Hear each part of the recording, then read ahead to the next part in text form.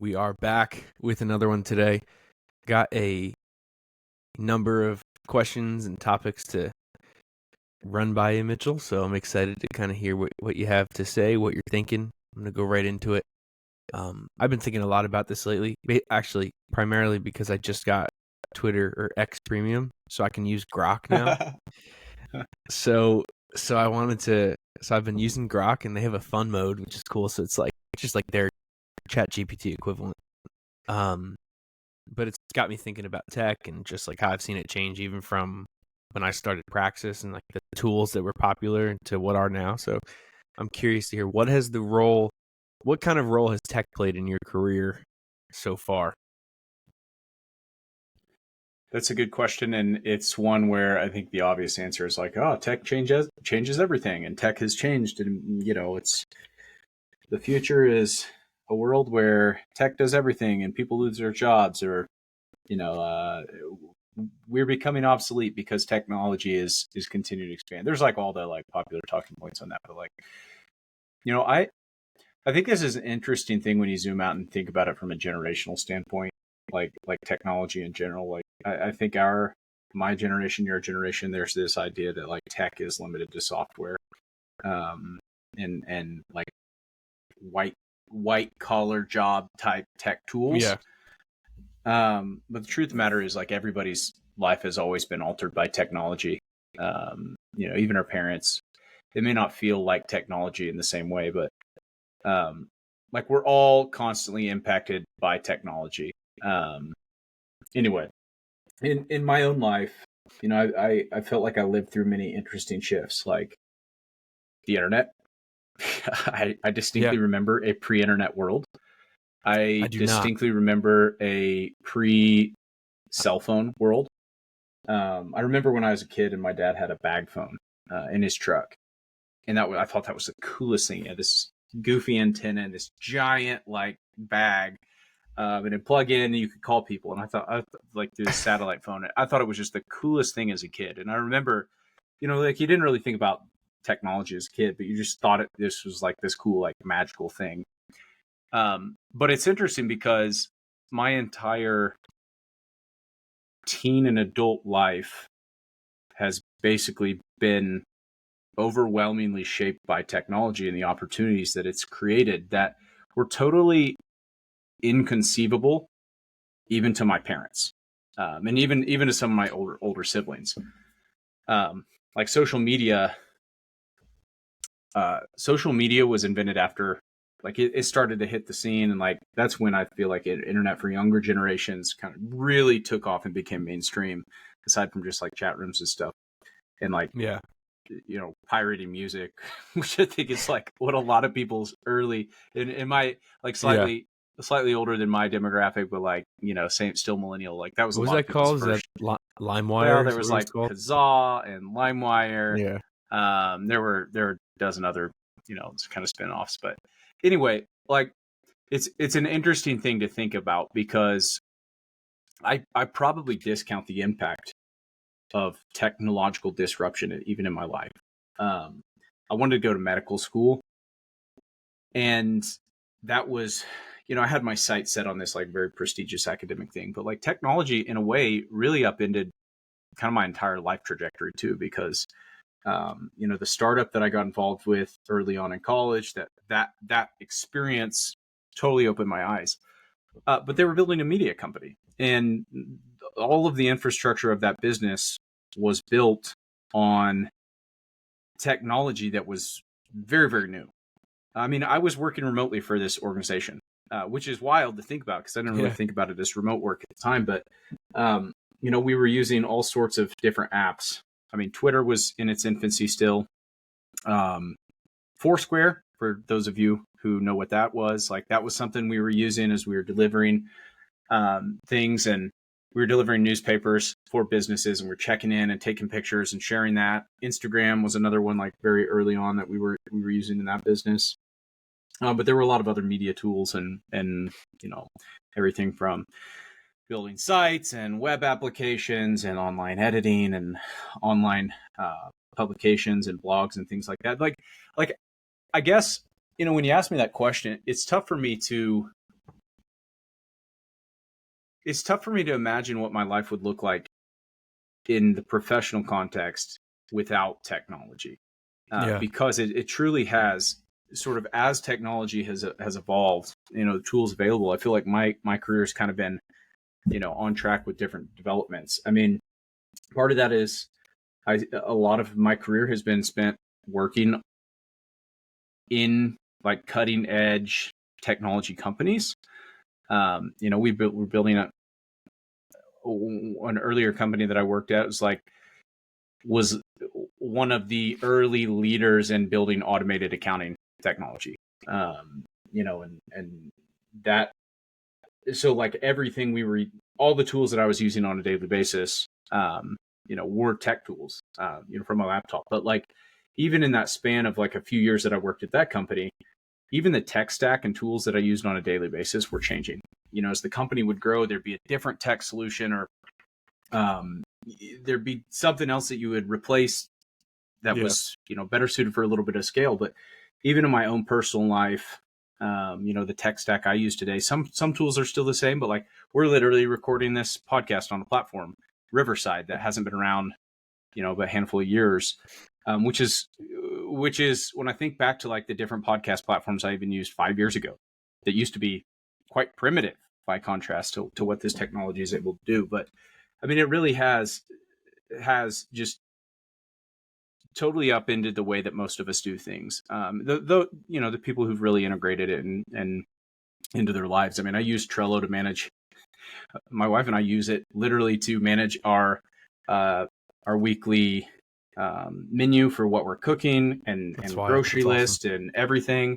I have probably a dozen different personal tech tools that I use just for like communicating with friends, family, staying organized, both everything from like my own personal calendar, my professional calendar, all sorts of different things. Just it's honestly, it is pretty all encompassing if you allow it to be. And again, like, I think there's always a trade off. Like, the more technology is integrated into your life, the more it can feel like you're online all the time. But Yeah. kind of a long-winded answer, but to say that, like, my career and life would be in a totally different place, I think, if you remove the influence and the opportunities that have come as a result of technology's impact. Well, it's wild to even reflect on just my career, which is a bit shorter than yours, and how like I couldn't, like, my career has been dependent on technology, like the way it's gone. Like, it's not like you could look at a certain career and be like, oh, like, there were my family worked my brother and my dad worked at a power plant, right? So like, there was power plant workers before PCs and like were in use, right? Like, it existed. Yep. But like, so like, you could imagine it without it. Like, what I've done, like what my career has kind of been, like, I don't know what it would look like without, like, I couldn't even begin to consider what it would look like without a laptop. Like, I couldn't conceive of basically any job that I've had in my big boy career without a laptop. Like, which is just it's kind of wild. Like, and I think you're right. Like, there's a trade off, but also, like, I don't want to overreact and be like, oh, it's so bad. Like, not necessarily. It's just the technology that we're afforded. It's the resources we have access to, and we've built things around those resources. It kind of makes sense. It's not like, you started kind of touching on it earlier. The word technology is interesting because we like associate it with computers and mobile phones, but like, it's just kind of like whatever you have access to. Like, it's just what like at a time when, I don't, like, an oven is a type of technology, like like the early, like, it doesn't have to be like high tech is like an interesting word. It's like almost been hijacked. So it's always like, you're always going to use the technology you have just at your disposal, which this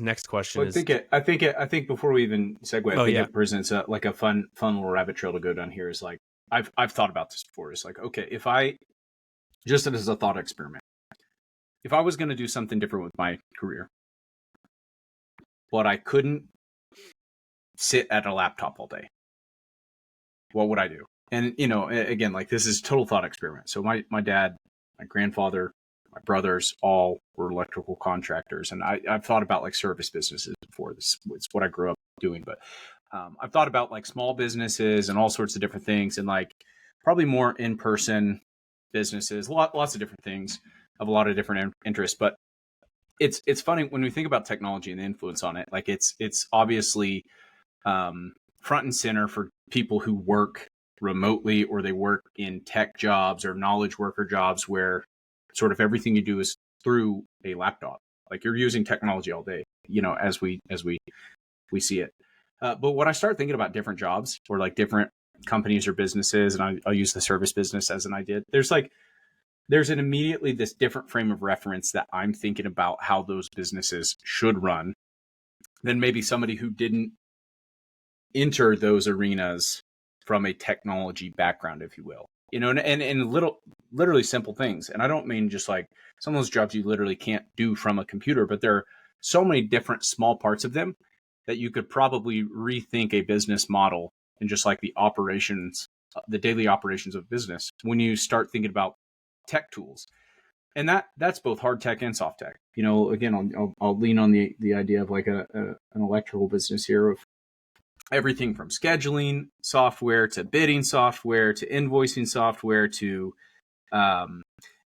inventory tracking software, all the way to like better tools to do different jobs. Like there are so many different cool, hard physical tools out there that are now designed to do jobs that, when my dad was starting out in the industry 40 plus years ago, so much of it was like you had some hand tools, and then you had like a strong back and long hours, and like and I'm being a little bit facetious there, but at the same time, I think it is interesting, because I think it creates an interesting contrast in the way we think about work. Is like technology isn't just the laptop jobs. There's opportunities in literally every industry to, I hate the word disrupt. I like iterate or innovate, like to take the fruits that technology have,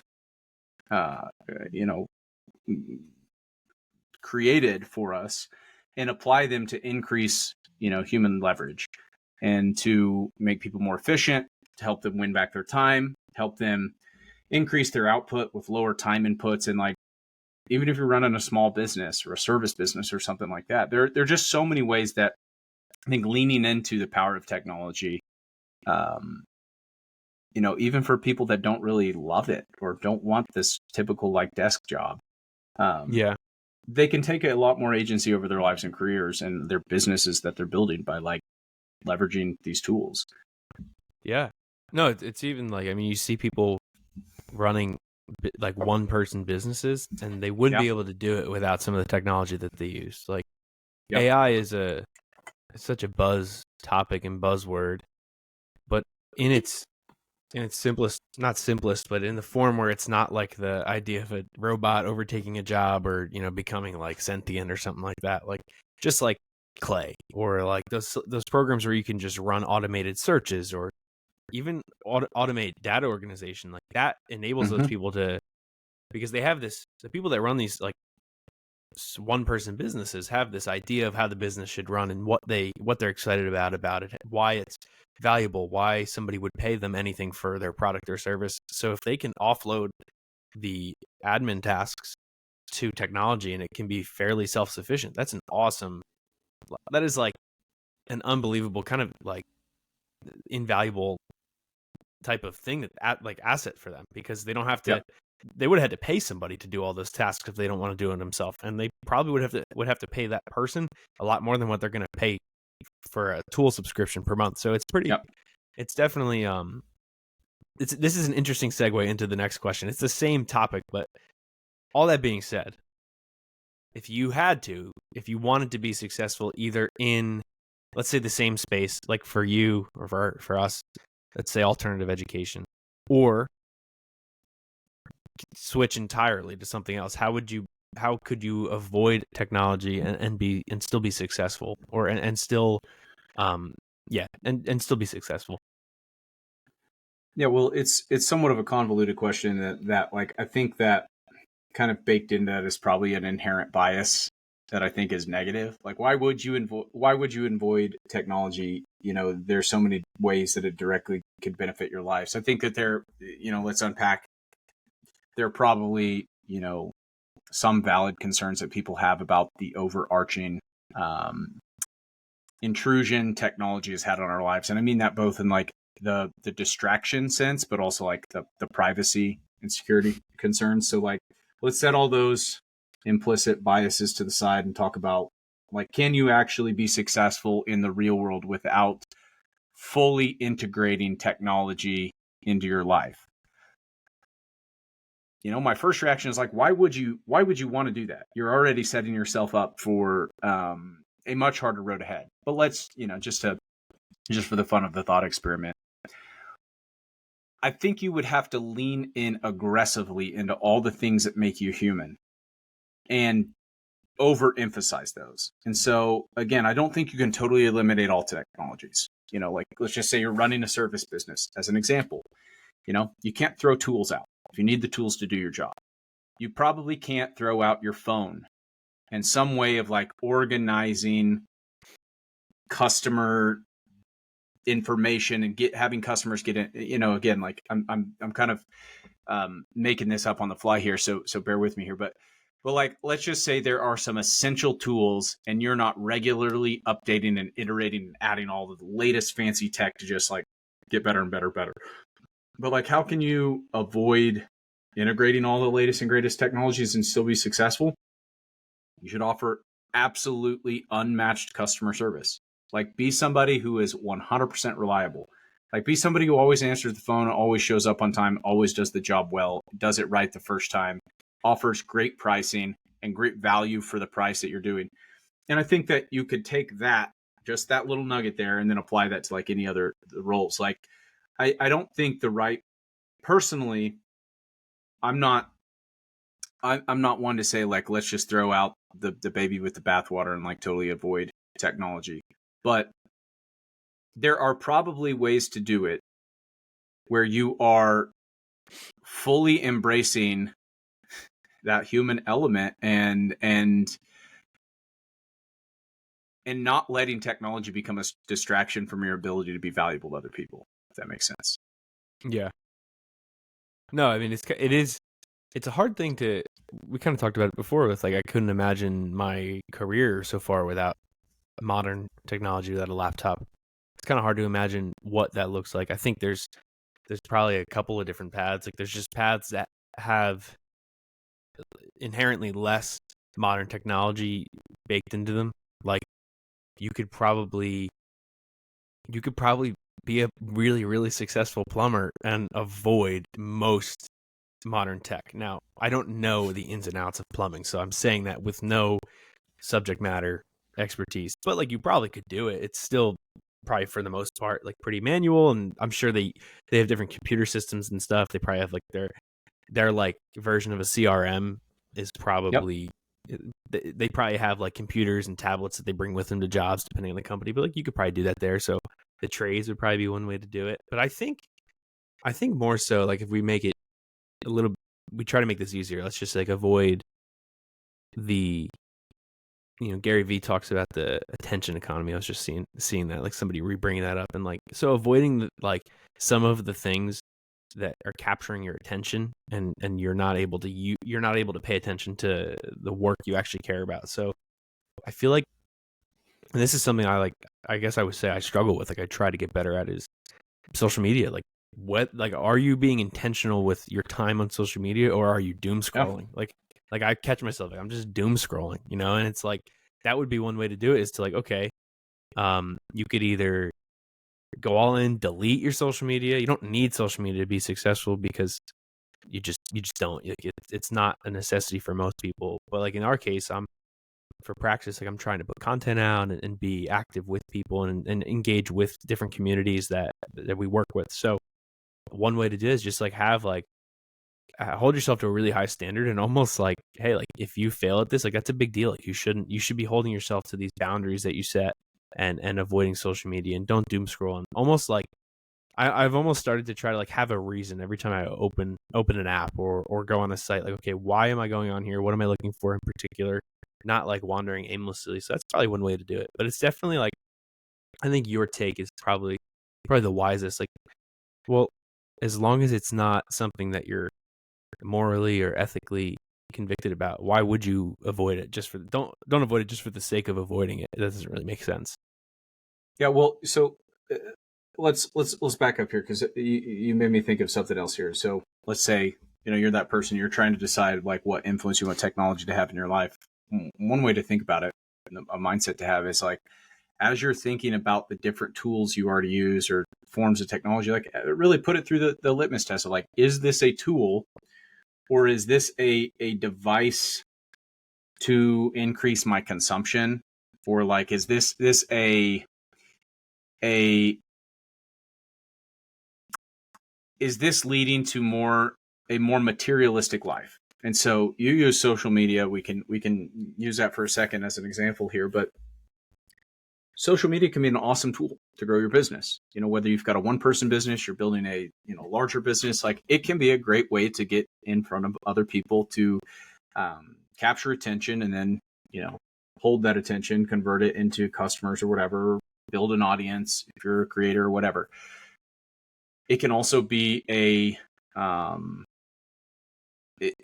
can also be an addiction, or it can be a device to your own sort of enslavement when it comes to like capturing your attention and holding it hostage from you doing other things.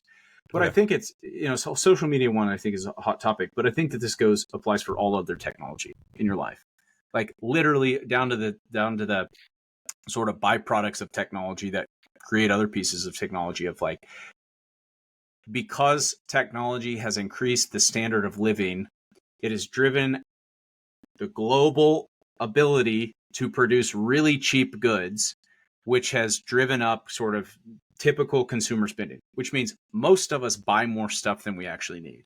The stuff we're buying, it's both a byproduct of technology and it is technology. The stuff we're buying, it's stuff that probably didn't exist. Everything from like, all of the kitchen appliances you could possibly need, that didn't exist 20 years ago, to the things you fill your house with, to all the little things. It's stuff. And I think you can kind of think about technology in this, the stuff in your life as another example of technology, of like, how much stuff do you need in your life to live out your values, to have a meaningful life, to seek, to feel like you're on a path that's seeking higher purpose, and allowing you to be a blessing to yourself and others, and all of the other, qualities worth striving for. I think that is an important sort of byproduct of the conversation about technology, though, is because we live in this world where the cost of living is continually, well, the standard of living is continually going up because of technology, driving down costs and like increasing the amount of stuff that we have. Over time, if you're not careful, like being a beneficiary of that increase in standard of living can lead to a point where your life is full of all these things, but inside you're empty. Mm-hmm. And I think that's one of the negative consequences that of like not being somewhat deliberate about the tools and the things that you're filling your life with, both in the professional sense, but also, also in your personal life. Yeah. I'm just going to take it right into this next idea. I feel like we could probably put a bow on the technology piece. But I wanted to hear, I guess I wanted to ask you a little bit about mentorship, but that's another one too. I feel like increasingly has been like another buzzword or buzz topic. Like the idea of having a mentor is like, it's become like a much sexier thing, I feel like, over time, and people love the idea. But how would you define the value of mentorship, either in your own life or just in general? Like, what function does it serve as it pertains to, I guess, your career, but maybe more so just general life? Like, what does that really serve? Like, I mean, I have some ideas, but I wanted to hear how you would define it. I would not be where I am today without a long list of people who served as either informal or formal mentors to me, at different points in my career. And a lot of these people, they weren't like sitting me down and taking me under their wing and they're like, I'm going to mentor you. And a lot of those weren't even like me reaching out to somebody and asking if they were mentors. It's just, there was a person in my life at a specific point in time that, really poured out into me, either wisdom or specific tacit knowledge or guidance along a specific dimension, or even just, words of encouragement at different points in time. But, the impact of a mentor is multifaceted, and I think it's something that a lot of people want, but I think a lot of people haven't earned, is another important way to think about it. So yeah, specific value that you're going to get for a mentor. One, somebody who is farther ahead down a path than you, that can anticipate obstacles that you're going to encounter. They can give you insight and advice so that when you encounter an inevitable obstacle that they know is going to be there, you are not caught off guard and you know how to handle that. And your ability to navigate that will be better than theirs was when they encountered it, when they were in your shoes at the same stage in their journey, but they didn't have somebody who told them the answers to the test, if you will. I think that is probably singularly the most valuable aspect of a mentor, is they can anticipate the things that you're going to encounter because they've already lived the experience you're trying to have. Now, outside of that, there's like the ability for you to learn quicker because they know what you need to know, or, they've encountered a situation that has come up, and they have more life experience than you. I think a byproduct of all of those things is that you develop confidence more rapidly. I think there's the sort of external factors too. Like, you being associated with a mentor can make other people think that you're a little bit more successful, or they can, think a little bit more highly of you or trust you a little bit easier. Like, the good way to think about this is you're applying to a job and you have somebody who vouches for you as a reference, or they make an introduction. The other person, if they already think highly of that person, they're already going to think more highly of you than just the average Joe off the streets. And so there's like those external factors too when it comes to a mentor. But I think it all boils down, like, the most valuable thing is, like, a mentor knows how to guide you down a path they've already traveled, but it's a path that you want to go down and you don't know what's ahead. They do. And they can guide you through that, and help you prepare for the things that you don't even know you should be anticipating yet. That's at the top of the list of how a mentor can be valuable. Yeah. No, I agree with all those. I think I've seen it across every area of my life. Mentorship has played a valuable role.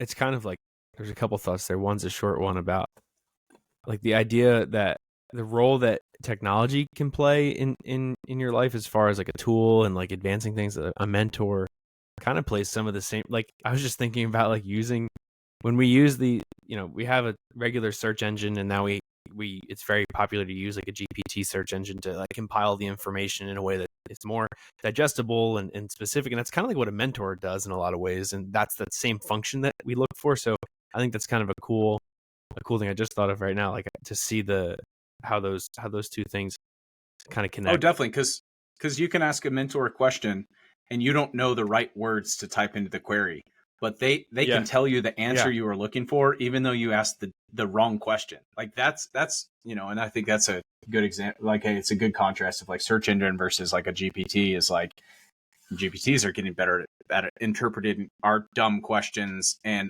inferring what it is we're actually trying to figure out. In the same way, like, that's what a really good mentor is doing, is they're anticipating the challenges you're having, and your our sort of like caveman naivety, and are like, a lot of times one of the most challenging things about learning anything new is you lack the vocabulary to define the problems or the skills or the solutions and again, like, you're hitting a search engine and you're trying to learn something for the first time. you don't know the right questions to ask, or you don't know what something's called. And so you're going to fumble around in the dark for a long time, just trying to figure out how to Yeah. ask the right question or to type in the right word that unlocks the information you're trying to find. And that's where a mentor can be super valuable, because they can translate a lot of that directly to you without that, fumbling around for a while to try and figure out what you're even trying to figure out. Yeah. Another thing about mentorship that I think I've made up my mind about the strategy that I'm about to touch on, but I'll ask you what you think. I think finding mentors is an interesting thing, because I think sometimes I know people seek out mentors, which is a good thing. But sometimes I think there's a lot of error that's made in, like, if the goal is just to find a mentor or to get a mentor, it's kind of flawed just doing it that way. I've always found that what makes more sense and what's been more effective and been just higher quality is going and seeking out the things that you're excited about, like whether that be work or just a passion project or something that may be, which should lead you to the people who are, even if like they're not the best at the top of that industry, like they're much better than you, or they're at least a few steps ahead of you. You're going to get around those people either virtually or actually like physically around them, and like be in the same rooms. But and then like it kind of happens naturally. Like you should have a goal of finding a mentor, but I would say you should let it happen somewhat naturally. Like you obviously, like you might be like, okay, well, I'm gonna go have this conversation. Like I'm not gonna wait for them to come up to me. Like I'm gonna go up there and talk to this person with the goal of them like mentoring me in some way or imparting some kind of wisdom. But I feel like sometimes, and this is if you disagree, I'd like to hear like your thoughts on it. But I feel like sometimes when you just go seek out a mentor, you kind of lose sight of the reason and the thing that person would mentor you on anyway, and it just loses it. You devalue it right away by doing that. I agree, and I 100% agree with what I think you're trying to say, which is that I think it's totally counterproductive to go seek out a mentor without a problem you're trying to solve. And this plays into my broader belief about like what the right way to seek out mentorship is. If you truly feel that it's something you need, is that you want or would benefit from, is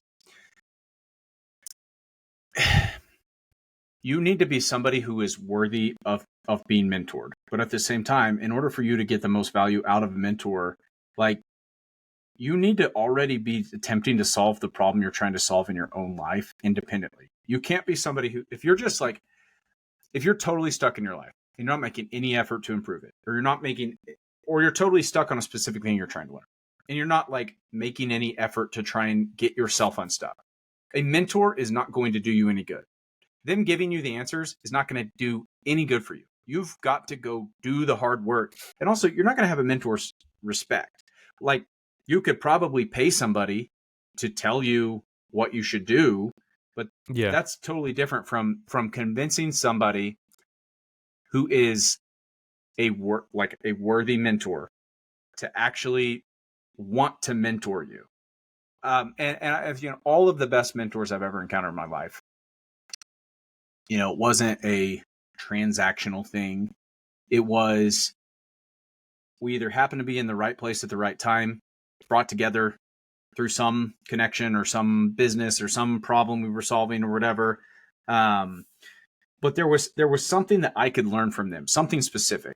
Everything from a lot of mentors when I was growing up and in my early mid-20s, that I would say is like the relationship was more of like a discipleship relationship where they were pouring out into me, but there was this mutually beneficial value from us coming together of like, we're both getting better as a result of working together. There were teachers growing up, coaches, there were plenty of bosses or colleagues or, people who were on the periphery of a certain network I was in, like, who I'd say a lot of time it wasn't like I was seeking out them to mentor me, and I don't think they were seeking out somebody to mentor, but it's, if you show initiative and you're crushing it, and that raises people's perception of you, people are going to almost volunteer to help you out. Yeah. And even if they don't show up magically, like your fairy godmother, to solve your problems, good mentors become readily available when you are already doing great work and people take notice. When you are ready to ask for help, you've already unlocked the opportunity because you're held in high esteem. But if you're somebody who's just blindly seeking out mentorship because you haven't tried anything and you hope a mentor is the answer to all your problems, you're going about it all wrong and you're setting yourself up for failure. It's the wrong approach. Go try and solve your own problems and try and make your life what you think you want it to be first, and earn the respect of somebody who could actually help you. And if you do those whole things, it's not to say that you're going to be able to solve all the problems on your own, but you have to put in the necessary work to deserve, somebody's admiration and mutual respect and like willingness to help you out. And I think if you do that, you're going to get a lot more value out of a mentorship relationship than if you're just, trying to find somebody to tell you all the answers to the test. I think like what you're saying too is like you got to be somebody who is people want to work with. Like there's got to be something about you that attracts them, and that in a more like as a tangible like piece of advice or just like action item, like that's not circumstantial. Like basically what that starts out as is purely attitude. Like if you have a fantastic attitude, that automatically like brings you up a ton of levels. I don't know what number it brings you up, but it brings you up much higher because, okay, like you just think about general life. If you're hanging out with people, or let's say you're in a room with your friends and or two of your friends, and one of your friends is like in a super bad mood and like just wants to sit around and doesn't really want to talk and just wants to sit on their phone, and your other friend is like excited about something, even you don't know exactly what it is. The person who's is excited about something, you're gonna want to go like be near. Like this is a silly example because like maybe you're like, oh no, I should go help my friend. Like no, but like I just mean like in general, like you're gonna want to be around that person who's excited and it just has better energy, it has a great attitude, is more positive, and that starting out that way kind of compounds because you're gonna find yourself in better situations. Like your circumstance might not change right away, but you'll put yourself in a better position to get in a better circumstance, which then puts you around like really high quality mentors, because if you're going to be in a better circumstance, you're going to be around better people. And if you're around better people, there's going to be people that, oh man, like the other thing is, and I've started to learn this, like the more people I've been around in different things, and this goes for like spiritual formation, like being in church, and the actual like real, like legitimate discipleship, or even like career, stuff, like things that pertain to like your growth in your job and like building a brand. Like the people that you get around, when they see that in you, they want to pour into you, they want to invest in you because they see stuff like kind of that they saw that they're like, oh, that reminds me of myself when I was in that position, and that excites them because they would love to help you because, as you were talking about earlier, like they've lived a lot of those situations. And if you can avoid some of the mistakes, and some, not just mistakes, but some of like, hey, this decision put me in this position that if I didn't make it, I probably wouldn't have been in, but now I know it, so I can tell you about it. Like they want to do that. So it starts with that attitude and just like being better. Like that's the first way to start being better. Yeah. Well, I think totally. And I think like there's like kind of this necessary precondition of like a certain level of character you have to get the most out of mentorship. And that's probably true of both the mentor and the mentee, but like something happens when you're an ambitious person and you have, let's just say you have high character, you got good work ethic, you start to be successful. Like you're going to encounter people earlier on in their journey than you are. And the ones who are just absolutely crushing it, you're going to want to help, especially if they're like, find a way to be valuable to you first. You're going to want to help. You're going to get excited for their success. And the part of you that does recognize yourself in them is going to get fired up to help them avoid all the same dumb mistakes you made and to help them help them be even better than you were. And I think part of that, probably is a little bit of envy. Like, I can't tell you how many students we've gotten to interact with through Praxis where I'm like, man, it's a positive form of envy, but at the same time, it's probably a little bit of shame or embarrassment. But it's like, man, I wish I was on my game and mature at your age as you are when I was your age. Or like, I wish I had things figured out, when I was your age, the way that you do. Like, you encounter people who are earlier like that. And I think it's, again, I say it's envy coupled with shame, but really it's this form of excitement, because I think you recognize potential. And when you see potential in other people, there's something just totally hopeful about recognizing potential in another person that makes most people's reaction to that, most good people's normal reaction to that is, I want to help that potential develop. I want to help that person cultivate their potential, and I want to pour out into them. And again, this comes down to, like, if you are already doing right by yourself, cultivating your own potential, other people are going to take notice, and they're going to be so willing to just like jump on board and help you out if they can. As opposed to being the person who's just looking for somebody else to like solve all your problems for you.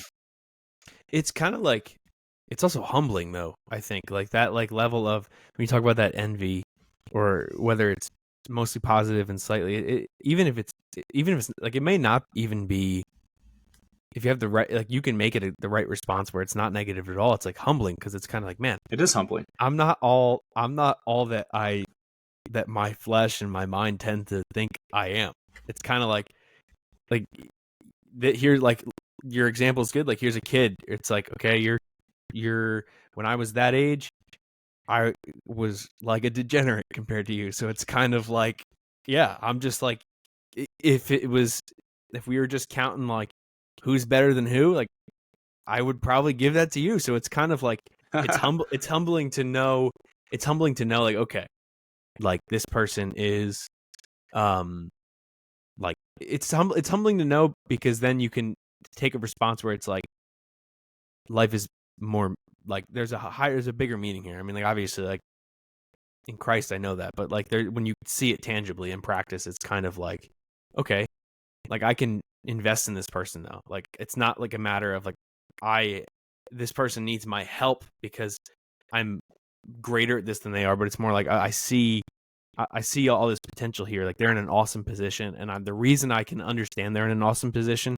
is because I've seen this situation play out with the variables being different, and I'm really excited for them, and I want to help them cultivate that. So it's a really cool thing to be able to do, and I think when you have that positive response, it's beneficial for both people, because it's kind of like, it gives me really good clarity as the person who's lived it, but also it gives them a really nice tool set to go out and crush whatever it is they want to crush, because now they have somebody who made the wrong decisions for them in their life, and they can really learn from it. They have to choose to learn from it, and they have to choose to leverage it, which is kind of the problem, right? Like, we tend as people to not, like, sometimes it's like, that's great that happened to you, but like, I think like, I'm gonna figure it out, and like, I could be susceptible to that, and it's kind of like, you should at least listen, because they did live it, and it makes sense. What they have to say probably does make sense. Yeah, I mean, that's a beautiful reciprocity that's sort of required for a good mentorship relationship, though, is like, a mentor's not there to live your life for you. They shouldn't be. And if they are trying to vicariously live their life through you and like push you down a path that you don't feel is like necessarily jived, or like that's probably not, the most beneficial relationship. But like, a good mentor is somebody who, well, I've used this phrase multiple times. They can anticipate that the obstacles you don't know are going to be there yet. They can give you this objective lay of the land, and they can tell you, hey, let's say, you're stuck at the fork in the road. There's two ways you could go. And they can say, hey, here's what this decision looks like. Here's what this decision might look like if you go this way. And here are the trade-offs. And you need to be fully empowered to make this decision. You're the one who has to live the consequences of this decision, but you deserve to have, the full picture, or is the fullest picture you possibly can have, of sort of what the consequences of your decisions down both of these paths that I've already traveled are. and Yeah. then you need to live with them. But I'm not here to tell you need to go down here. Now, in the countless times people have asked me questions in that sort of mentor capacity where it's like, hey, what would you do if you were in this situation? I think that's totally fine. That's very different. But like the best mentors aren't going to just like force you down a path you're not ready to travel. They're going to help you understand the lay of the land and then help you kind of begin to build a game plan forward. And they're there to, not always be totally objective, but they're there to mostly give you knowledge and information and inspiration and encouragement and motivation and pick you up when you're down, even if you don't always use their advice the exact way they lay it out. Totally. Yeah. There's another concept within this topic too that I wish I saw. If this is a good example, like if I could go back and tell my younger self something just random, like this would be one of those things, is this idea of like micro mentorship. And what I mean by that is, and I actually learned this. I learned this like from a pastor, and it's so like I'll use sort of like biblical terms, but it's more like anybody could understand it. You're going to be brought under somebody's authority for like a specific thing, but it doesn't mean you're under their authority for everything, right? So like somebody who's a financial mentor, they may not be like your marriage mentor, or somebody who's a marriage mentor might not be your fitness mentor. But like you're going to be like, you don't have to, and that's something that I think sometimes we can fall victim to or like be susceptible to, is like we have this mentor, so their advice we respect, so then we take their advice and apply it to things that we're not meant to apply it to. So it's kind of like, man, like Mitchell gave me this financial advice, and then like also like I gotta live up to this other standard, this whole different area of life, maybe whether it be fitness or I don't know, like what kind of car I drive. And it's like, no, like you just listen to the financial advice. Like you don't have to start like pulling in all these other things. And that's an important thing to recognize, because you can fall into this mental trap of like you'd go down a bad route. But it's important to recognize. So I figured that's something worth sharing, because I've definitely seen that, like understanding that has been a game changer. Yeah. So, I mean, a good way to think of it is like, I'm not going to have my barber do my taxes, and I'm not going to have my CPA cut my hair, but I think it's totally fine that you find these different specialists in your life. There's a mental model that I like, is like a couple different versions of this, but they ultimately lead to the same thing. So it's this idea of like, who owns equity in you? So you're basically a business. Think of yourself or your life as a business, and you've got shareholders in your business. This isn't just like your family and your friends. That's certainly one way to think about it. But like another way to think of it is like you have a board of directors, people who you are bringing your challenges to. And then maybe that board may be a variety of different subject matter experts or people who have more lived experience in a different domain. And you're bringing them all together. They may not all literally be in the same room around a table and you're presenting this story and they're each weighing in, but you may like share different aspects of your life or challenge with them. I know people who have taken, sort of a similar approach with that, but I think it's okay to, I think it's useful to recognize the limitations of a mentor when you seek one out. There may be somebody who can give you absolutely excellent money-making advice, but you don't want anything to do with their like relationship advice or anything like that. But at the same time, like I think you need to be wary of somebody who you don't think they're high character, even associating with them all too much and looking to them as somebody who is pouring out into you and you're like somewhat elevating in your life. I think you need to be cautious about that altogether. But I think it's totally both good and beneficial to have multiple people that you can call up or multiple people that you can learn from, whether it's a formal or informal relationship in terms of mentorship capacity. The last point I'll say though, and this is where I think like the value of mentorship can be, it can reach sort of exponential value. When you have a mentor who is, this is where I'd say you bridge the gap between mentor and role model. Like you find somebody, and I think there's an important distinction between them. Is like a mentor is somebody who is probably an expert in a certain domain that you're you're trying to achieve something in a specific domain and they can help you do that. A role model is somebody who's like, I want what they have. And I think that if there's a very big difference, because a role model, I think they probably are somebody who can speak almost universally to all those different domains of your life, and they have figured it out. And again, you should be very judicious about the role models you have in your life, because a lot of people probably don't have all the things put together the way that it looks like on the outside. Yeah. But when you find somebody who they are on fire, they are crushing it, they are hitting all the marks, and they are directing their lives down a path that you want to travel. Finding people like that and putting yourself in proximity by any means necessary, find a way to be valuable to them. Even if it's, you may not even know this person, but you're just following along closely on their journey in whatever capacity you can. That can be a tremendous advantage in terms of your ability to accelerate growth, your ability to like break out of the isolation that comes with success, you know, and also to like find a template that you can access. The real advantage though, this goes back to like somebody being able to anticipate, you know, what we're trying to do. And I think this is where it becomes exponentially valuable in terms of a role model versus just a mentor. Is if somebody has already gone down the path, like their life in terms of like all the things they're trying to do, like maybe they have the same faith, they're building a similar business, they have a similar family dynamic, they're like maybe living in a similar geography, they have maybe a similar upbringing or background. Like again, like these aren't unicorn. This is a unicorn I'm describing. Like you may not find this person, but if you do, like occasionally you will find somebody who there's so much sort of overlap in your shared story, and they sort of they have it figured out, and they're somebody that you really want, whose footsteps you really want to follow in. That's where it can be really beneficial to develop that relationship with somebody who they have domain expertise across multiple different areas of your life that you're trying to achieve mastery in.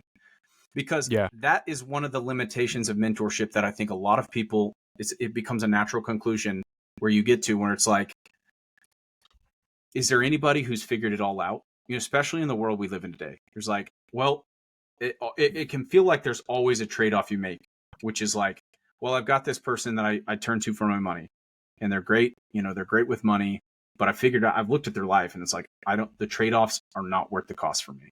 Or I've got, you know, I've seen this person, they're on fire for their church, and, you know, they're like invested in their community, and they seem like everybody likes them. They seem like they've got, you know, a lot of things figured out, but like, look at the cost that, you know, the toll that took on them. They turned down their career. They turned down other opportunities for this.